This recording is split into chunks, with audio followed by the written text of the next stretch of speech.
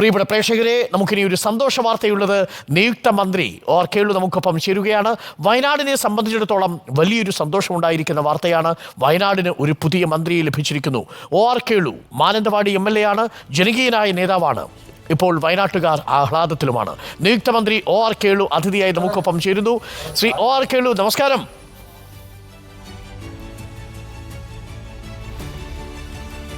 നമസ്കാരം. നമസ്കാരം. ഞാൻ ശ്രീ OR കേളു മന്ത്രിയാകുമെന്നുള്ള വാർത്ത ആദ്യം കേരളത്തെ അറിയിച്ചത് റിപ്പോർട്ടർ ചാനലാണെന്നൊരു സന്തോഷം കൂടി പങ്കുവയ്ക്കാം.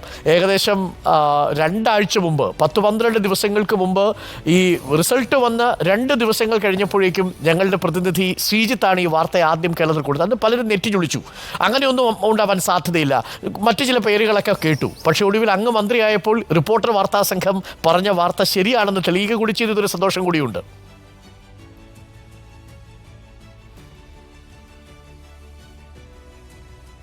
ഓക്കെ, സന്തോഷം. ഈ പ്രത്യേകിച്ച് വയനാട് പോലൊരു ജില്ലയ്ക്ക് സ്വന്തമായിട്ടൊരു മന്ത്രി, അപ്പോൾ ജയലക്ഷ്മിക്ക് ശേഷം വയനാട്ടിൽ നിന്നുള്ളൊരു മന്ത്രി എന്നൊരു പ്രത്യേകത കൂടിയുണ്ട്. മാത്രമല്ല, അങ്ങ് പ്രതിനിധാനം ചെയ്യുന്ന ആദിവാസി ക്ഷേമ സമിതിയിലെ മനുഷ്യർക്കടക്കം വലിയ സന്തോഷമുണ്ടാക്കിയിരിക്കുന്നൊരു വാർത്തയാണ്. അവരുടെ പ്രശ്നങ്ങൾ നേരിട്ട് ചെന്ന് പറയാനൊരു മന്ത്രിയെ കിട്ടിയിരിക്കുന്നു എന്നുള്ളതാണ്. മന്ത്രിസ്ഥാനം ആദ്യം അറിയിക്കുന്നത് ആരാണ്? അറിയിച്ച് കഴിഞ്ഞപ്പോഴുള്ള ഒരു സന്തോഷം എന്തായിരുന്നു? എന്താണ് മനസ്സിൽ ആദ്യം തോന്നിയത് ശ്രീ OR കേളു?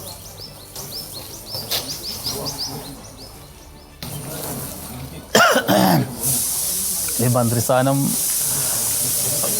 എന്ന് പറയുന്നത് ഇപ്പോൾ ഒരു ഉത്തരവാദിത്തമുള്ള ഒരു കാര്യമായിട്ടാണ് എനിക്ക് മനസ്സിലാക്കാൻ വേണ്ടി സാധിക്കുന്നത്. കാരണം കുറേ കാലം ഒരു ജനപ്രതിനിധി ആയതുകൊണ്ട് തന്നെ അതിൻ്റെ കാര്യങ്ങൾ നന്നായിട്ട് അറിയാം. അതുകൊണ്ട് വളരെ ഉത്തരവാദിത്വവും നന്നായിട്ട് ചെയ്യേണ്ട ഒരു മേഖല കൂടിയാണ് ഈ വകുപ്പ് അല്ലെങ്കിൽ ഈ ഡിപ്പാർട്ട്മെൻറ്റ് പറയുന്നത്. അപ്പോൾ അതുകൊണ്ട് വളരെ ഉത്തരവാദിത്വം എന്നുള്ള നിലയ്ക്കാണ് ഞാനിതിനെ കാണുന്നത്. ഈ താഴെ തട്ട് മുതൽ അങ്ങ് ഈ രാഷ്ട്രീയ പ്രവർത്തനത്തിൽ ഈ ജനപ്രതിനിധിയായിട്ടുണ്ട്. തിരുനെല്ലി പഞ്ചായത്തിൽ തുടങ്ങിയ ഒരു വാർഡ് മെമ്പറായിട്ടാണ് താങ്കൾ തുടങ്ങുന്നത്. അവിടെ നിന്ന് തിരുനെല്ലി പഞ്ചായത്തിൻ്റെ പ്രസിഡന്റ് ആവുന്നു, പിന്നീട് ബ്ലോക്കിലേക്ക് എത്തുന്നു, ഒടുവിൽ മാനന്തവാടി നിയോജക മണ്ഡലം താങ്കളുടെ കൈകളിലേക്ക് വെച്ച് തരുന്നു. ഇതെല്ലാം താങ്കൾ വളരെ സുരക്ഷിതമായി കൊണ്ടു നടന്നു എന്ന് മാത്രമല്ല, ജനങ്ങളുടെ ഇടയിൽ തന്നെ പ്രവർത്തിച്ചൊരു ജനകീയ മുഖം താങ്കൾ വികസിപ്പിച്ചെടുക്കുകയും ചെയ്തു. ആ ശൈലി തന്നെയായിരിക്കുമോ ഇനി മുന്നോട്ടും?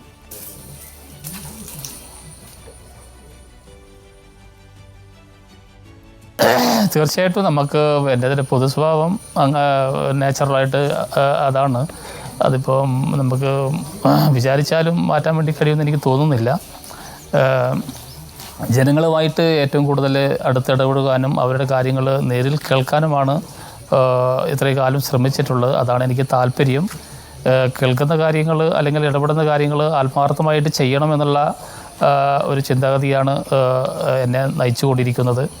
അതുകൊണ്ട് പരമാവധി ഇത്രയും കാലം എങ്ങനെയാണ് പൊതുസമൂഹത്തോട് ഇടപെട്ടത് അതേ രീതിയിൽ തന്നെ തുടർന്നും പോകും എന്ന് തന്നെയാണ് എനിക്ക് വിശ്വസിച്ച് പറയാൻ വേണ്ടി സാധിക്കുന്നത്. അച്ഛൻ മന്ത്രിയാവാൻ പോകുന്നു എന്ന വാർത്ത കേട്ടപ്പോൾ മിഥുനയുടെയും ഭാവനയുടെയും ഒക്കെ റിയാക്ഷൻ എന്തായിരുന്നു?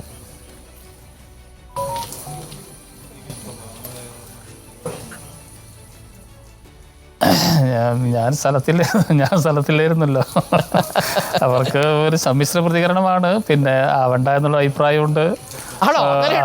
അങ്ങനെ ഒരു സമ്മിശ്ര പ്രതികരണമാണ് പൊതുവെ ഭാര്യയും മക്കളും പ്രകടിപ്പിച്ചത്. അച്ഛനും അതായത് മന്ത്രി ആവേണ്ടതില്ല എന്ന അഭിപ്രായം കുടുംബത്തിലുണ്ടായിരുന്നോ? ഇനി കൈവിട്ടു പോയി എന്നുള്ളതാണോ? കുടുംബത്തിനുണ്ടായിരുന്നു. അല്ല, ഞാനിപ്പോൾ 10-25 വർഷമായിട്ട് തുടർച്ചയായിട്ട് ജനപ്രതിയാണല്ലോ.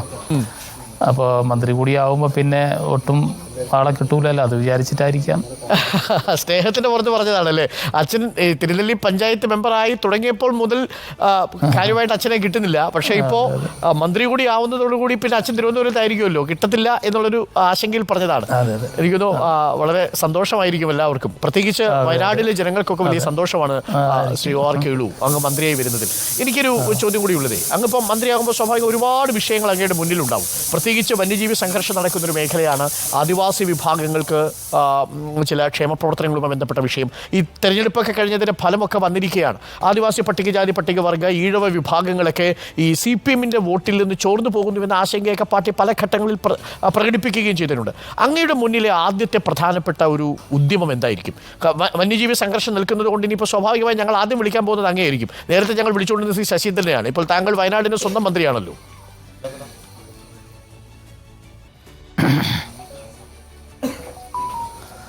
അതെ, ഞാനിപ്പോൾ നിങ്ങൾ സൂചിപ്പിച്ച പോലെ ഒരു പഞ്ചായത്ത് മെമ്പറായി വരുന്ന അന്ന് മുതൽ MLA ആയി നിൽക്കുന്ന ഈ സമയം വരെ ഈ വയനാട് ജില്ലയിലെ അല്ലെങ്കിൽ ഞാൻ താമസിക്കുന്ന തിരുനെല്ലി പഞ്ചായത്തിലുൾപ്പെടെയുള്ള വന്യമൃഗ ശല്യത്തിൽ നേരിട്ട് ഇടപെട്ടുകൊണ്ടിരിക്കുന്ന ഒരു വ്യക്തിയായിരുന്നു.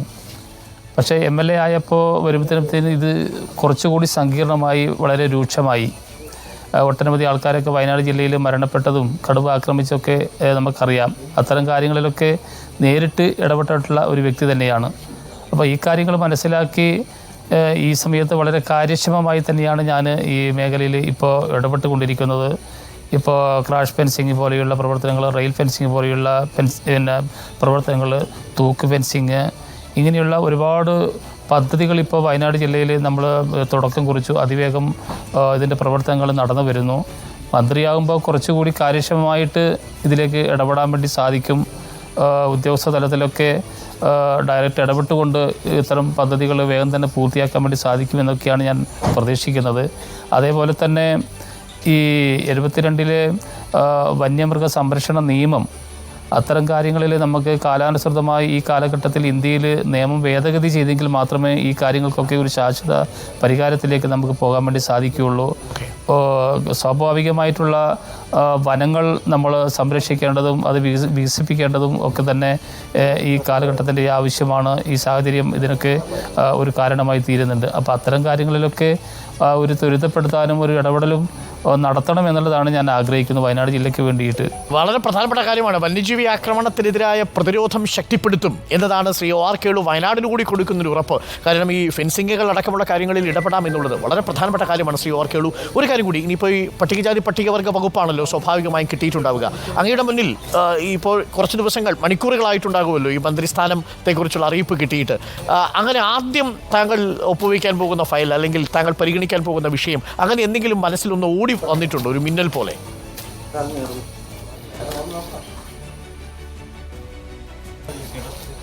ഇപ്പോൾ പെട്ടെന്ന് എൻ്റെ മനസ്സിലേക്ക് കടന്നു വന്നിട്ടുള്ളത്, ഇപ്പോൾ ഞാൻ ഇന്നലെ തന്നെ സൂചിപ്പിച്ചു കഴിഞ്ഞു. ഇപ്പോൾ ഈ പട്ടികജാതി പട്ടികവർഗ വിഭാഗങ്ങളുടെ ക്ഷേമ പദ്ധതികൾ സമയബന്ധിതമായിട്ട് ലഭിക്കാതെ കാലതാമസം നേരിടുന്ന, ഇപ്പോൾ അടുത്ത കാലത്ത് ഉയർന്നു വരുന്ന ഒരു വിഷയമാണ് കുട്ടികളുടെ ലംസം ഗ്രാൻഡ്, സ്റ്റൈഫൻഡ്, ഇങ്ങനെയുള്ള കാര്യങ്ങളൊന്നും വേഗത്തിൽ ലഭിക്കുന്നില്ല. ഉന്നത വിദ്യാഭ്യാസം നടത്തുന്ന കുട്ടികൾക്ക് സ്കോളർഷിപ്പ് ലഭിക്കുന്നില്ല. ഇങ്ങനെയുള്ള കാര്യങ്ങളൊക്കെയാണ് ഇപ്പോൾ ലേറ്റസ്റ്റ് MLA എന്ന നിലയ്ക്ക് തന്നെ നേരത്തെ എൻ്റെ ശ്രദ്ധയിൽപ്പെടുത്തിക്കൊണ്ടിരിക്കുന്നത്. അങ്ങനെയുള്ള കാര്യങ്ങളൊക്കെ ഒരു ഫസ്റ്റ് പ്രയോറിറ്റി കൊടുത്തുകൊണ്ട് ആ കാര്യങ്ങൾ വേഗത്തിൽ അവർക്ക് ലഭ്യമാക്കി കൊടുക്കണം എന്നുള്ളതാണ് എൻ്റെ ഒരു ഫസ്റ്റ് പ്രയോറിറ്റി. വളരെ പ്രധാനപ്പെട്ട കാര്യമാണ് ശ്രീ OR കേളു. കാരണം ഇപ്പോൾ ഞാൻ സാമൂഹിക മാധ്യമങ്ങൾ ചിലത് ശ്രദ്ധിച്ചപ്പോൾ വേണ്ടത്ര ഇടപെടാൻ കഴിയാതെ പോയ ഒരു മേഖലയിൽ ലംസം ഗ്രാൻഡിൻ്റെയും സ്കോളർഷിപ്പിൻ്റെയും വലിയ കുടിശ്ശികയുണ്ട്. ആ കാര്യം ആദ്യം തന്നെ പരിഗണിക്കും അല്ലേ?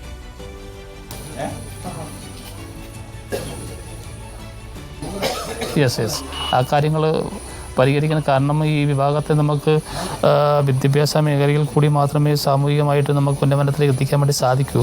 അപ്പോൾ സാമ്പത്തികമായി പിന്നോക്കം നിൽക്കുന്ന കുട്ടികൾക്ക് ഇത് ഒരു വളരെ പ്രധാനപ്പെട്ട കാര്യമാണ്. അത് കാലതാമസം നേരിടുന്നത് അവർക്ക് പ്രയാസമുണ്ടാക്കുന്നുണ്ട്. അതുകൊണ്ട് അത്തരം കാര്യങ്ങൾക്ക് ഒരു മുൻഗണന തന്നെ കൊടുക്കും. വളരെ പ്രാധാന്യമുള്ള കാര്യമാണ്. ഒരു കാര്യം കൂടി ഞാൻ മനസ്സിലാക്കിയപ്പോൾ, ഇന്നലെ വകുപ്പ് വിഭജനത്തിലേക്ക് കടക്കുമ്പോൾ താങ്കൾക്ക് ലഭിക്കുമായിരുന്ന 3 വകുപ്പുകൾ, നേരത്തെ കെ രാധാകൃഷ്ണൻ കൈവശം വെച്ചിരുന്ന 2 വകുപ്പുകളിൽ ഒന്ന് ദേവസ്വം വകുപ്പാണ്, മറ്റൊന്ന് പാർലമെൻ്ററി അഫയേഴ്സുമാണ്. ഈ ദേവസ്വം വകുപ്പ് VN വാസവന് കൊടുത്തു. അത് യഥാർത്ഥത്തിൽ CPM-ന്റെ ഒരു ലൈനിൽ നിന്ന് വ്യതിചലിച്ചു എന്നൊരു ആരോപണമുണ്ട്. അതിലൊരു പ്രധാനപ്പെട്ട കാര്യം, ഞങ്ങളെപ്പോലെയുള്ള ഒരു മന്ത്രിക്ക് ഈ ദേവസ്വം വകുപ്പ് കൊടുത്താൽ എന്താണ് കുഴപ്പമെന്നൊരു ചോദ്യമാണ് പൊതുവെ ഉയർന്നു കേട്ടത്. അതിൽ താങ്കളുടെ പ്രതികരണം എന്താണ്? ദേവസ്വം വകുപ്പ് ശ്രീ VN വാസവന് കൊടുത്തു, താങ്കൾക്കത് നൽകിയിട്ടില്ല എന്നൊരു ആരോപണമുണ്ട്. അതിനുള്ള താങ്കളുടെ പ്രതികരണം. ഞാൻ എൻ്റെ ചോദ്യം അങ്ങ് കേട്ടു എന്നാണ് കരുതുന്നത്. കെ രാധാകൃഷ്ണൻ കൈവശം വെച്ചിരുന്ന ദേവസ്വം വകുപ്പ് താങ്കൾക്ക് നൽകാത്തത് അതിനെതിരെ ഒരു വിമർശനം ഉയരുന്നുണ്ട് ഇപ്പോൾ. അത് CPM ഒരു ലൈൻ അല്ലല്ലോ. CPM നേരത്തെ കെ രാധാകൃഷ്ണൻ അത് കൊടുക്കുന്ന സമയത്ത് അതിനകത്തൊരു സാമൂഹിക നീതിയുടെ എലമെന്റ് ഉണ്ടായിരുന്നു. പക്ഷേ ആ സാമൂഹിക നീതി ഇവിടെ എന്തുകൊണ്ട് പ്രകടിപ്പിച്ചില്ല എന്നൊരു ചോദ്യം ഉയരുന്നുണ്ട്. അതിനോട് താങ്കളുടെ പ്രതികരണം എന്താണ് ശ്രീ OR കേളു? ഇല്ല, അതിൽ വീണ്ടും കട്ടായി. പറഞ്ഞോളൂ, കേൾക്കാം.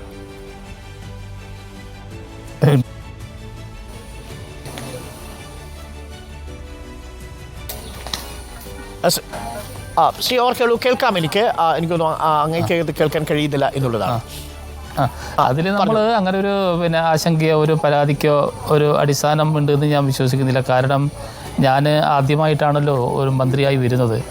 ആദ്യമായിട്ട് മന്ത്രി വരുന്ന ഒരു വ്യക്തി എന്ന നിലയ്ക്ക് എനിക്ക് ഒരു അനുഭവ സമ്പത്തും മറ്റു കാര്യങ്ങളൊക്കെ ഉള്ളത്, ഞാൻ നേരത്തെ പറഞ്ഞ പോലെ ഇത്രയും കാലത്തെ രാഷ്ട്രീയ പ്രവർത്തനം ജനപ്രതി എന്ന നിലയ്ക്ക് ഈ പട്ടികജാതി പട്ടികവർഗ മേഖലയിൽ നല്ല ഒരു അനുഭവമുള്ളൊരു വ്യക്തിയാണ്. അപ്പോൾ ആ കാര്യങ്ങളിൽ പ്രാവീണ്യമുള്ളത് കൊണ്ട് തന്നെ നമുക്ക് ആ കാര്യങ്ങൾ നന്നായി ചെയ്യാൻ വേണ്ടി പറ്റും. അതേസമയത്ത് നമുക്ക് ഒരു പാർലമെൻറ്റുകാര്യ വകുപ്പ് എന്ന് പറയുന്നത് അത് ഒരു പരിചയസമ്പന്നനായിട്ടുള്ള ഒരു ഒരു ഒരു ജനപ്രതിനിധിക്ക് മാത്രമേ അത് നിയമസഭയിൽ കൈകാര്യം ചെയ്യാൻ വേണ്ടി സാധിക്കുകയുള്ളൂ. അപ്പോൾ അതിൻ്റെ ഒരു കുറവ് എന്നെ സംബന്ധിച്ചുണ്ട്. അതേപോലെ തന്നെയാണ് കേരളത്തിലിപ്പോൾ ദേവസ്വമായിട്ടുള്ള ബന്ധപ്പെട്ടിട്ടുള്ള കാര്യങ്ങൾ. ഇപ്പോൾ മലബാർ ദേവസ്വം ഉണ്ട്, കൊച്ചി തിരുവിതാംകൂർ ദേവസ്വങ്ങളൊക്കെ ഉണ്ട്. അപ്പോൾ അതൊക്കെ ഒരു സങ്കീർണമായിട്ടുള്ള ചില നിയമപ്രശ്നങ്ങളും കാര്യങ്ങളൊക്കെ നിലവിലുണ്ട്. അപ്പോൾ അതും ഒരു അനുഭവ സമ്പത്തുള്ള തന്നെ ആയിട്ടുള്ള ഒരു മന്ത്രി തന്നെ ആ വകുപ്പ് കൈകാര്യം ചെയ്യുന്നതാണ് എന്നെ സംബന്ധിച്ച് ഉള്ളൊരു കാഴ്ചപ്പാട്. ഇനി അഥവാ ഒരു പക്ഷേ ഈ വകുപ്പൊക്കെ മുഖ്യമന്ത്രിയും പാർട്ടിയും എന്നെ ഏൽപ്പിച്ചാൽ ഞാൻ പറയും അതൊന്നും എനിക്ക് സ്വീകരിക്കാൻ സാധിക്കില്ല എന്ന് ഞാൻ ഞാൻ അത് പറയും. അതാണ് എൻ്റെ ഒരു കാഴ്ചപ്പാട് സംബന്ധിച്ചുള്ളത്. ഈ വകുപ്പ് വിഭജനം നടക്കുന്നതിന് മുമ്പ് അല്ലെങ്കിൽ വകുപ്പിൻ്റെ കാര്യത്തിൽ തീരുമാനമാവുന്നതിന് മുമ്പ് താങ്കളോട് അങ്ങനെ എന്തെങ്കിലും അനൗദ്യോഗികമായൊരു സംസാരം നടന്നിരുന്നോ? ഇങ്ങനെ 3 വകുപ്പുകളാണല്ലോ, ഇതിൽ ഏത് വകുപ്പ് ഏതെങ്കിലും ഒഴിവാക്കണമെന്ന് ആഗ്രഹമുണ്ടോ? അങ്ങനെ എന്തെങ്കിലും അങ്ങയോട് ചോദിച്ചിരുന്നോ? അതായത് അങ്ങയുടെ അഭ്യർത്ഥന പ്രകാരമാണോ ആ വകുപ്പുകൾ അങ്ങയിൽ നിന്ന് മാറ്റിയത്?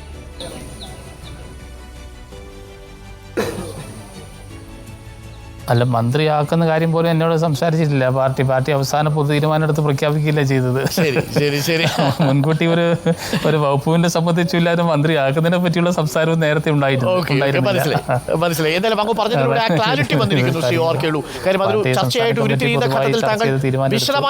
വ്യക്തമായി താങ്കളത് പറഞ്ഞു. മന്ത്രിസഭയിലെ പുതുമുഖം എന്ന നിലയിലുള്ള അനുഭവ സമ്പത്തും പരിചയസമ്പന്നതയും കണക്കിലെടുത്തുകൊണ്ടാണ് വകുപ്പുകൾ നൽകിയിരിക്കുന്നത്. കാര്യമില്ല, എന്റെ പരിമിതി എനിക്കറിയാലോ.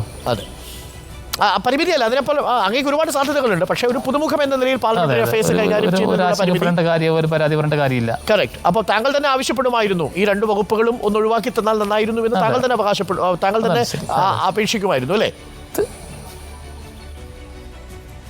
തീർച്ചയായിട്ടും പാർട്ടി പറഞ്ഞാൽ അങ്ങനെ പറയുമായിരുന്നു. ഓക്കെ. അപ്പോൾ ഈ മിഥുനയും ഭാവനയൊക്കെ എന്താ ചെയ്യുന്നത് കുട്ടികൾ? അവരുടെ കാര്യം ഞാൻ ചോദിച്ചില്ല.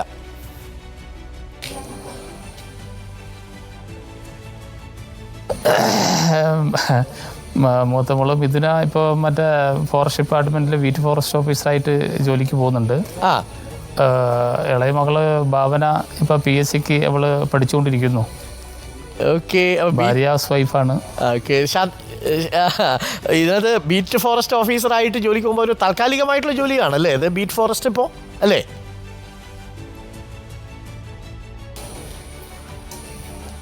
അല്ലല്ല, നമ്മുടെ കേരള ഗവൺമെന്റ്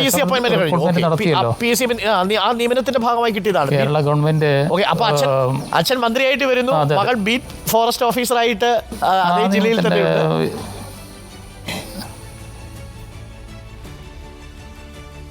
അതെ. എന്തായാലും മിഥുനയ്ക്കും ഭാവനയ്ക്കും വൈഫിനും ഒക്കെ താങ്കളെ ഒരു കുടുംബത്തിൽ ഒരുപക്ഷെ ഇനിയിപ്പോൾ തുടർച്ചയായിട്ട് കിട്ടിക്കൊള്ളണമെന്നില്ല. എങ്കിലും വയനാടിനും കേരളത്തിനും താങ്കളൊരു മന്ത്രിയായി വരുന്നു എന്നതിലുള്ള പ്രത്യേക സന്തോഷം കൂടി അറിയിക്കുന്നു. നന്ദി ശ്രീ OR കേളു ഈ പ്രഭാതത്തിൽ ചേർന്നതിന്. കൂടുതൽ ഊർജ്ജസ്വലമായി വകുപ്പുകൾ മുന്നോട്ട് കൊണ്ടുപോകാൻ കഴിയട്ടെ എന്ന് ആശംസിക്കുകയും ചെയ്യുന്നു. വയനാടിനോടൊപ്പം ആ സന്തോഷം ഞങ്ങളും പങ്കിടുന്നു Shri OR Kelu. Thanks a lot. Shri OR Kelu നിയുക്ത മന്ത്രിയാണ് നമുക്കൊപ്പം ചേർന്നത്. OR കേളു ആയിരിക്കും കെ രാധാകൃഷ്ണന് ശേഷം മന്ത്രിയാവുക എന്ന് കേരളത്തെ ആദ്യം അറിയിച്ചത്. 10 ദിവസങ്ങൾക്ക് മുമ്പ് ഈ വിവരം കേരളത്തെ അറിയിച്ചത് ഞങ്ങളുടെ പ്രതിനിധി ശ്രീജിത്താണ്. ശ്രീജിത്ത് എന്ന വാർത്ത റിപ്പോർട്ട് ചെയ്തപ്പോൾ ചിലർക്കൊക്കെ നെറ്റി ചുളിച്ചു. ശ്രീജിത്ത് പറയുന്ന ഈ വാർത്ത ശരിയാവാൻ സാധ്യതയില്ല. പക്ഷെ ഒടുവിൽ അത് ശരിയായി തന്നെ വന്നു. കാരണം പാർട്ടി അങ്ങനെ തീരുമാനം നടക്കുന്നുണ്ട് എന്നത് തിരിച്ചറിയുക എന്നുള്ളതാണല്ലോ ഒരു ജേർണലിസ്റ്റിക് സെൻസ്. അത് ഞങ്ങൾക്കുണ്ടായിരുന്നു.